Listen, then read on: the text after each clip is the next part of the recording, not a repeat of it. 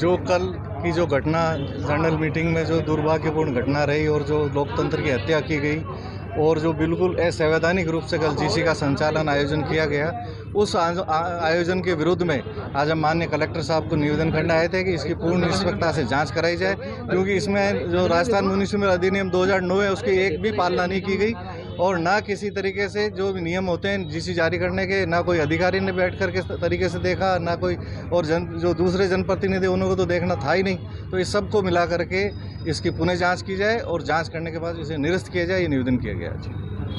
कल की जीसी को लेकर के जो नियम विरुद्ध जीसी आयोजित की गई, जिसमें आयुक्त महोदय द्वारा कोई प्रस्ताव पढ़ा नहीं गया, उसके बिना ही महापौर और इनके जो लोग थे उन्होंने बिना अपने उपस्थिति रजिस्टर में साइन कराए जीसी को पास कर दिया, प्रस्ताव पास कर दिए। हम चाहते हैं कि इसके जो नियम विरुद्ध जीसी हुई है वो निरस्त की जाए। आज जिला कलेक्टर साहब से हम सभी पार्षद मिले हैं और इनसे मांग करते हैं कि किसी भी सूरत में कानून की जो धज्जियां उड़ाई गई है, जो नगरपालिका अधिनियम है, जो कार्य संचालन नियम है नगर निगम की जीसी का, उनकी पालना नहीं की गई है। इसको लेकर के हम जांच करवा के इस जीसी को निरस्त कराएंगे और जो जनता के जुड़े हुए मुद्दे हैं, विशेष रूप से विकास के कार्य, प्रकाश व्यवस्था, इसके अलावा शहर की अन्य समस्याएँ हैं, जो तमाम जनता से जुड़ी हुई समस्याएँ हैं, हम चाहते हैं कि वो समस्याएँ उठाई जाए।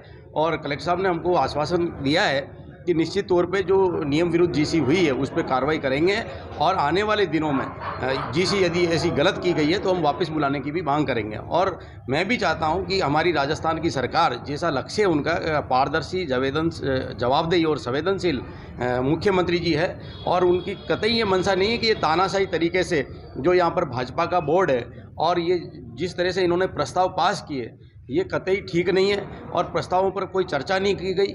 ये अजमेर की जनता के साथ और जनता के चुने हुए प्रतिनिधियों के साथ बहुत बड़ा धोखा है। या अजमेर की समस्याओं पर चर्चा नहीं करना चाहते, केवल लिपापोती करना चाहते हैं। इसे हम कांग्रेस के लोग कतई बर्दाश्त नहीं करेंगे।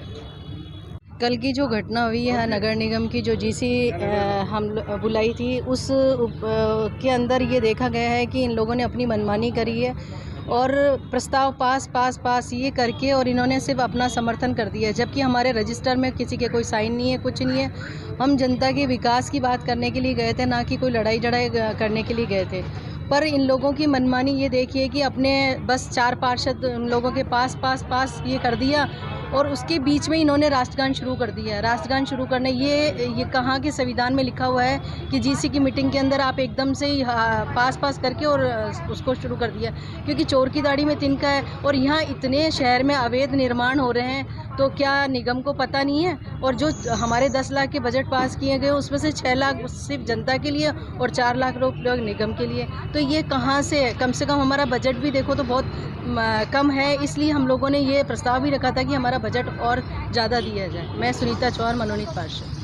हम हमारे वार्डों से जीत कर आए हैं। जनता हमसे सवाल पूछते हैं कि मैडम आप विकास पर क्या कार्य कर रहे हैं। मैडम ने हमने फर्स्ट बार का जो बजट दिया उसमें 10 लाख का बजट दिया, उसमें से 4 लाख उन्होंने डीलों के काट दिए और 6 लाख का बजट दिया। साल भर में उन्होंने हमको 10 लाख का बजट दिया। जनता हमसे पूछते है कि मैडम विकास के नाम पर आप क्या काम कर रहे हैं। हम बार मैडम से सवाल करते हैं। हम हमारे वो प्रस्ताव भी देकर आए, लेकिन मैडम ने उसको भी खारिज कर दिया। कल जो जीसी हुई उसमें ना तो उन्होंने हमारे प्रस्ताव पढ़े, बिना पढ़े उसको पास करके पास कर दिया। और फिर आज हम लोगों ने कलेक्टर सर से मिले और हमने उसको निरस्त कराने के लिए वापस से मांग करी और कहा कि पुनः सर इसकी जांच की जाए और इसको निरस्त किया जाए।